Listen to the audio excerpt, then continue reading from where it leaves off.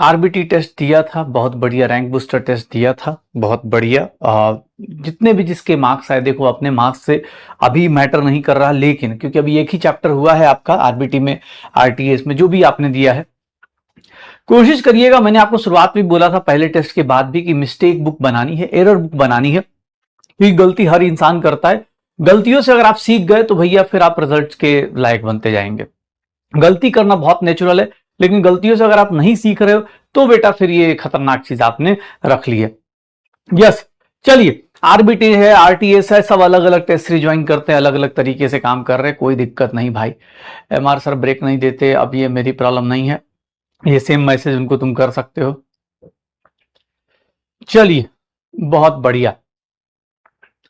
तुम्हारे देखो 400 नंबर आ रहे हैं, 200 नंबर आ रहे हैं या 600 नंबर आ रहे हैं, मैं तुम्हारे नंबर के ऊपर तुम्हें अभी जजमेंट इसलिए नहीं दे सकता क्योंकि अभी एक एक दो दो चैप्टर चल रहा है बेटा।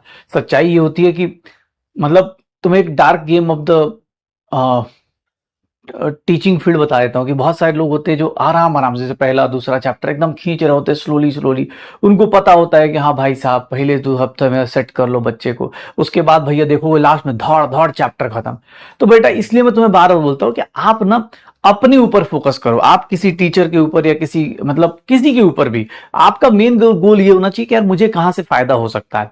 और अगर हो सके, जो लोगों के पास कोई बैकलॉग नहीं है और आपको लगता है कि पढ़ाई का मोमेंटम बन गया है, टाइम बच रहा है, तो कुछ चैप्टर्स अलग से आप प्लान कर लो, अपने हिसाब से प्लान कर लो। क्योंकि यार देखो लास्ट में क्या होता है ना कि जैसे जैसे आगे जाएंगे तुम्हें पता चलेगा, जब 6-7 चैप्टर 10 चैप्टर हो जाएंगे, उसका रिवीजन करने में टाइम लगेगा, तो रियलिटी उस टाइम हिट होती है। अभी तो भैया सब देखोगे ना एकदम सर हम इनसे पढ़े उनसे पढ़े, ये करे वो करे, ये टीचर बढ़िया वो टीचर बढ़िया। 10 हफ्ते बाद, अगले 10 हफ्ते बाद दिवाली का बम फटता है ना, उसके बाद सब एकदम सन्नाटा, तब टीचर नहीं, तब रहता है सिलेबस कैसे होगा। तो बेटा वहां तक वो हालात ना आए, इसीलिए मैं बोल रहा हूं तुमसे। और मैं तुम्हें एक सिंपल सी बात बता देता हूं। मेरे से पूछोगे तो मैं जो पढ़ रहे हैं उनसे मैं यही बोलूंगा कि इस हफ्ते से आप चालू करो, और अभी इस साल के एंड होने में टाइम है। तो अगर आप चाहते हो कोई भी topic, botany zoology physics chemistry, कुछ भी आप कर सकते हो बेटा। जैसे अगर आप देखो ना तो एक टारगेट बना लो कि आज भैया 17 अगस्त है, ठीक है, इस वीक से चालू करूंगा, और इस साल के अंदर कोई एक टॉपिक, तो मतलब चाहे वो बॉटनी का हो, जूलॉजी का हो, चाहे केमिस्ट्री का हो, चाहे ऑर्गेनिक हो, कुछ भी अपने पास 31 दिसंबर तक, भाई अपने को कुछ तो आगे चल पाऊं मैं। सर ये साल बदलेगा ना, उससे पहले मैं कुछ तो आगे बढ़ पाऊं। जो लोग भी कर रहे हैं बेटा, यहां पर देखिए करंट सिलेबस आपको करना ही करना है। करंट चैप्टर्स तो आप जो चल रहा है बैच में वो तो करना ही करना है। करंट चैप्टर्स तो करना ही करना है। सर ये करंट चैप्टर्स करना है, पीछे का रिवीजन, सर रिवीजन भाई किसका करना है, सर प्रीवियस चैप्टर्स का रिवीजन भी करना है, प्रैक्टिस भी करना है। और अगर उसके बाद भी टाइम मिलता है, कुछ लोगों की स्पीड अच्छी है, तो भैया तुम अपने साइड से एक पैरेलली कोई एक टॉपिक उठा लो, चाहे वो बॉटनी हो, जूलॉजी हो, कुछ ऐसा ना कुछ जो तुमको लगता हो कि यार मैं ऐसा कर सकता हूं, इसको साइड बाय साइड मैं हफ्ते में या 2 हफ्ते में 1-2 चैप्टर निपटा सकता हूं, या 1-2 यूनिट निपटा सकता हूं बॉटनी की या जूलॉजी की या किसी की चीज की, फिजिक्स की, तो उसको जरूर करो। क्योंकि बेटा मतलब ये सच्चाई है। जैसे ये दिन बीतेगा ना, जैसे ये साल बीतेगा बेटा, आप साल जैसे बीतेगा ना, एकदम भाई साहब फियर आना शुरू होगा कि यार मैं, बाकी बैच भी तेजी से, टीचर भी तेजी से, हर कोई फास्ट भाग रहा होगा। और आप अगर मेंटली अभी से तैयार नहीं रहोगे तो वहां पर आपको दिक्कत आती है। बहुत सारे लोग एग्री करेंगे कि लास्ट मोमेंट पे, लास्ट के 3 महीने अगर खुद को शांति से अगर बैठ के कर लेते, शांति से बैठ के अगर रिवीजन करते, तो शायद वो बहुत अच्छा कर सकते थे। बहुत सारे बच्चे अपने आप से, ये तुम ज्यादा अच्छे से एग्री कर सकते हो कि लास्ट में आदमी कर ही नहीं पाता है, लास्ट में उससे रिवीजन नहीं हो पाता, टॉपिक्स खत्म नहीं हो पाते, सिलेबस खत्म नहीं हो पाता, फिर सोचता है पूरा सिलेबस कैसे टेस्ट दूं। ये हालत नहीं आनी चाहिए, ठीक है। तो कोशिश करिएगा, मेरा एक सजेशन है, एज अ मतलब टीचर बोल दो, बड़ा भाई बोल दो, भाई जो तुमको समझना है कि ये एक कुछ ना कुछ साइड बाई साइड एक्स्ट्रा करते चलो, चाहे उससे मतलब आपका कुछ ना कुछ एक लगे कि हाँ यार कोई भी फुल सिलेबस देने जाऊंगा तो ये सब्जेक्ट तो मेरा कंप्लीट होगा ही होगा। कुछ भी, केमिस्ट्री नहीं, फिजिक्स भी नहीं, आपको लगता है बायो करना, बायो कर लो यार, कोई दिक्कत नहीं, इसमें क्या है। कुछ भी पैरेलली कुछ ना कुछ साइड से कर लो। क्यों? क्योंकि बेटा फरवरी तक आते आते तुम्हें पता है कि स्पीड बढ़ जाती है, लोगों की भी, टीचर्स की भी, बच्चों की भी, तो तुम उस स्पीड को मैच कर पाओ। वो तभी हो पाएगा जब आप कुछ ना कुछ साइड से निकाल चुके होगे। जैसे क्लासेस आपकी बाकी बच्चों से 1-2 महीने पहले खत्म हो जाएंगी, तो उससे आपको फायदा हो जाएगा। तो ये मेरा एक सजेशन है। ऑब्वियस इसके लिए बहुत सारे लोग कुछ बोल भी सकते हैं कि सर आप भागने के लिए क्यों बोल रहे हो, क्योंकि बेटा सच्चाई यही है, कॉम्पिटेटिव फील्ड है, कॉम्पिटेटिव फील्ड में बेटा जीत उसी को मिलती है जो सबसे तेज दौड़ता है। दौड़ना इंपॉर्टेंट नहीं है इस रेस में, सबसे तेज दौड़ना है, तब इंपॉर्टेंस पता चलती है, एक एक सेकंड की इंपॉर्टेंस। दौड़ने के लिए तो भैया मैं 100 मीटर में भी दौड़ जाऊंगा 10-15 सेकंड में, लेकिन भाई साहब जो 8.8 सेकंड में दौड़ता है उसका नाम हुसैन बोल्ट होता है, उसको ओलंपिक में गोल्ड मिलता है। 10-15 सेकंड में 100 मीटर हम लोग भी दौड़ जाएंगे भाई, दौड़ने को हम लोग भी दौड़ जाएंगे, लेकिन जो सबसे फास्ट दौड़ता है माइनट सेकंड में उसको बोलते हैं भैया ओलंपिक गोल्ड मेडलिस्ट। ठीक है, करंट भाई, हाँ देखो सबसे अच्छी बात, सबकी अपनी अपनी तरीके हैं, अपनी अपनी स्पीड है। कुछ लोगों को यही पर प्रॉब्लम हो रही है, कुछ इसी को हैंडल नहीं कर पा रहे, कुछ इसको हैंडल नहीं कर पा रहे। बेटा ये देखो मैं तुम्हें एक आइडियल टाइम टेबल बता रहा हूं। आइडियल टाइम टेबल का मतलब कि भैया आप पढ़ाई पढ़ाई करते हुए कुछ और चीजें कर रहे हो। जैसे मेरा काम स्टार्ट होता है, अगर मैं सुबह उठ रहा हूं, मैं तुम्हारी जगह होऊंगा तो मैं सुबह उठता पहला थॉट यही होना चाहिए कि हाँ यार मैं फटाफट ना कल यार आज का क्या प्लान है, हाँ चलो यार फटाफट पढ़ लेता हूं।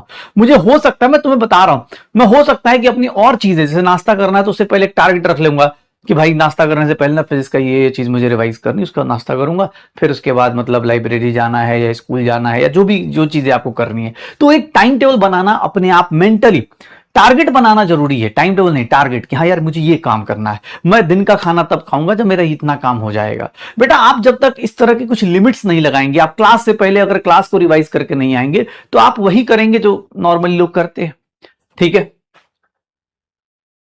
नहीं भाई, नहीं तो यार मैंने तुमको ये नहीं बोला, मैं तो तुम्हें बोल रहा हूं ये कर सकते हो, ये करो, ये दोनों भी ठीक है, लेकिन इसमें दिक्कत कहां आएगी, जब लास्ट मोमेंट पे आओगे तुम खुद ही पैनिक होने लगोगे, तुम्हें अगर पहले से नहीं पता होगा कि यार मुझे क्या क्या चीजें करनी है।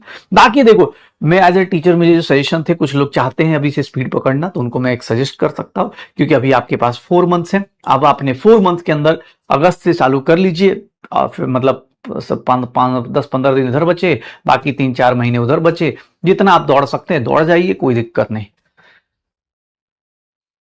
एकदम। अरे कोई ऐसा, हाँ एकदम टू डू लिस्ट बनाइए, उसको सुबह सुबह बना के रखिए कि हाँ यार मुझे क्या करना है। इसलिए मैं शायद अपने व्हाट्सएप पे पूछता भी रहता हूँ। मैं 2 दिन की छुट्टी थी इसलिए मैं ज्यादा डिस्टर्ब नहीं किया, मैंने कहा बच्चे बोलेंगे सर बहुत ज्यादा, हाँ ज्यादा ही उंगली कर रहे हैं, इतना भी नहीं। अदरवाइज मैं हर टाइम, हर सैटरडे को संडे को अपने ग्रुप में जरूर पूछता हूँ कि भाई तुमने टू डू लिस्ट बनाया कि नहीं बनाया, क्योंकि वो बहुत ज्यादा काम का होता है। अगर मेरा टाइम टेबल फिक्स नहीं रहेगा मुझे पता ही नहीं चलेगा मुझे क्या करना है। इसीलिए बेटा वो जरूरी होता है, ठीक है ना, एक टारगेट देना जरूरी होता है, ताकि आपको, हाँ मैंने एक टारगेट दिया आप इसको करिए, इसको तो करना ही करना, ये दो तो मिनिमम है ना भाई, ये दो तो करना ही करना है। एक्स्ट्रा में अगर किसी को लग रहा है जैसे किसी दिन छुट्टी है, किसी दिन कोई क्लास कैंसिल हो गई, कुछ दिन लग रहा है कि नहीं यार आज काम आसान है, तो उस दिन कुछ चैप्टर उठा लीजिए। जैसे मतलब मेरे से पूछो, मैं मुझे लगता है इकोलॉजी इन्वायरमेंट में मतलब मेरे टाइम पे मुझे बहुत आसान लगती थी, तो मैं उसका इंतजार नहीं करूंगा, मुझे लगता है कि मैं कर लूंगा आराम से, खुद से एनसीईआरटी पढ़ सकता हूँ। मुझे लगता है कि मॉडर्न फिजिक्स मुझे आसान लगती थी तो मैं उससे भी कर सकता हूँ। ये मेरी थॉट्स हैं। तुम्हें लगता है जूलॉजी का कोई पोर्शन आसान है, ह्यूमन फिजियोलॉजी आसान है, फिजियोलॉजी कर जाओ। जो तुमको लगता है कि एक्स्ट्रा करने का, उससे क्या है कि तुम्हारा वो कम से कम 10-12 क्लास टाइम बच जाएगा, बस काम बच जाएगा और कुछ नहीं।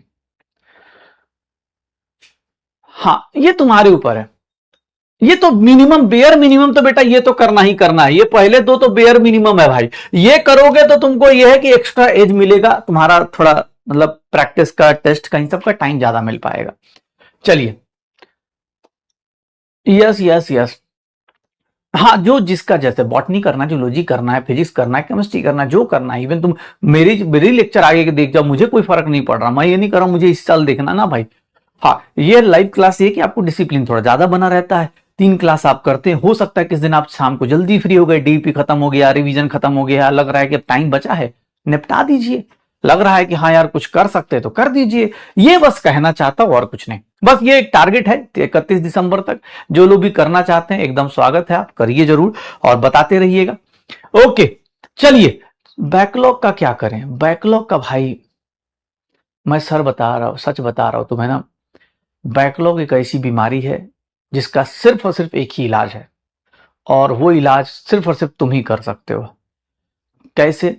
कुछ नहीं, लेक्चर को 2 टाइम्स की स्पीड पे लगाओ, 1 टाइम की स्पीड पे लगाओ। जैसे मान लो यही लेक्चर में बैकलॉग करने आता तो मैं ये 15-20 मिनट नहीं बात करता, मैं इसको उड़ा देता। अब बैकलॉग वाले को थोड़ा ना मोटिवेशन चाहिए, नोट्स में समराइज करता। आजकल तो मैं देख रहा हूं बहुत सारे ऐप आते हैं जहां पर नोट सेव करके पूरा कंबाइंड बना देते हैं बच्चे।